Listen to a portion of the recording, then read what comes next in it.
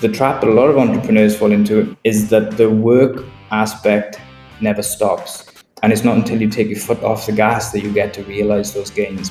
So if we have seasons of growth, rest, and play, we're likely to see the benefits work way better when volume and intensity are high.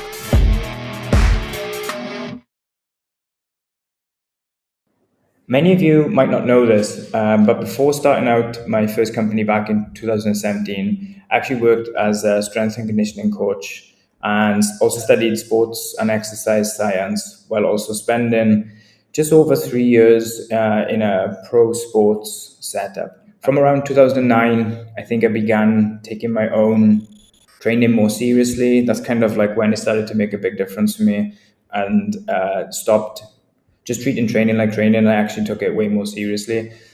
But I also became, around about the same time, fascinated with training programs, mostly because I'm not the tallest person, and my frame, like my skeletal system, is quite small, and I always wanted to maximize my performance as much as I could. So I became fascinated with training programs. Also became fascinated with nutrition to help me become faster, stronger, and just perform better in the gym.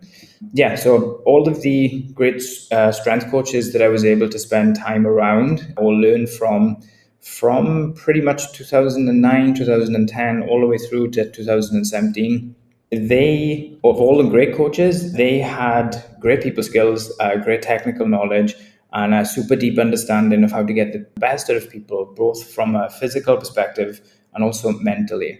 But regardless of all of that, the thing that kind of jumped out at me the most was their attention to rest. Not so much on how good can I make this program, not so much on how heavy can I get these individuals to lift, or how fast can I get them to run. There was just as much emphasis, if not more emphasis, on actually resting. And during this period, I came to discover a couple of really cool things. That firstly, we don't actually get stronger, fitter, faster in the gym itself. These things all happen outside of the gym when we're resting and recovering. We don't realize these gains until we stop doing so much training volume and intensity. So essentially, everything that you do in the gym, from a lifting weights perspective, a technical perspective, speed perspective, so pretty much everything you do in a gym environment or on a field environment or in a competitive environment, you don't realize everything that you're training for and trying to improve your performance for whatever that performance may be. You don't get to see the benefit of those gains until you're in a period of reducing volume and intensity. So essentially, you're recovering or you're resting. And over the last couple of years, especially in the last 2 or 3 years, this got me thinking quite a lot. And it's become pretty clear to me, at least, that the same principles and philosophy of some of the high-level coaches that I've been around and been able to spend time with, I think that same thing carries over into entrepreneurship. At least that's been my experience over the last couple of years. So let me just put it like in a different context. I've never had my best ideas when I'm working at a high volume. I've never had my best ideas when I'm busy. I've never really had any insights when I seem to be in a repetition mode of a phase of doing. So actually like moving things forward, periods of growth within the business or individually as an individual.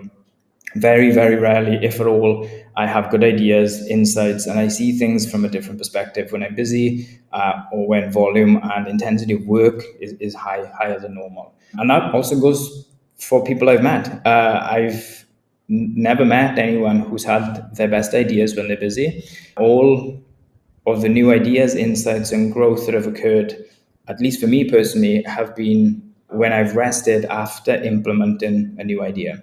So just as with all of the training in the gym, see the benefits of all of this, we literally have to dial down the volume and intensity of work. And again, this is just my experience over the last few years. Everything new that I've implemented into anything that I've done they've all come at periods of like quietness or rest or away from the laptop, away from like creating, away from actually doing anything.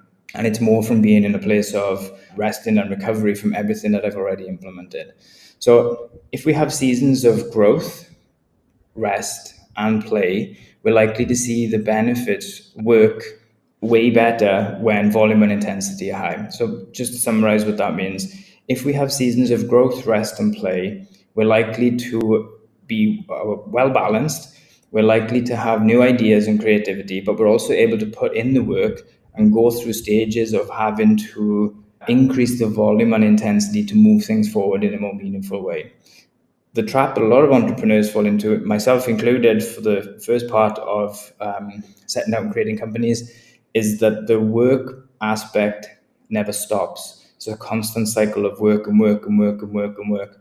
And it's not until you take your foot off the gas that you get to realize those gains. Pretty much is the same philosophy that I just mentioned in the gym. You don't realize the benefits, you don't realize the gains until you stop.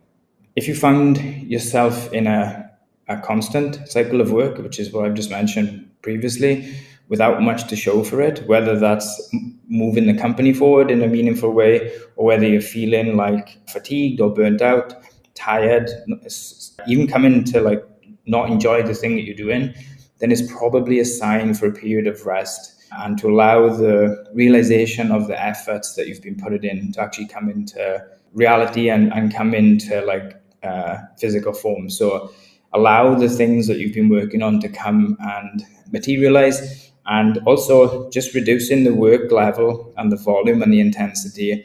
Not only will you realize the benefits of everything that you've been doing, but you'll also feel better. So sometimes it's better to plan in blocks of time off, or at least a reduced capacity for the work volume that you used to, and just chill. And I know that can be quite challenging for a lot of entrepreneurs. And again, it's something that I've only been leaning into recently in the last 2 years, but even more so in the last 6 to 9 months, especially this year of 2022. So yeah, I hope you found value in that.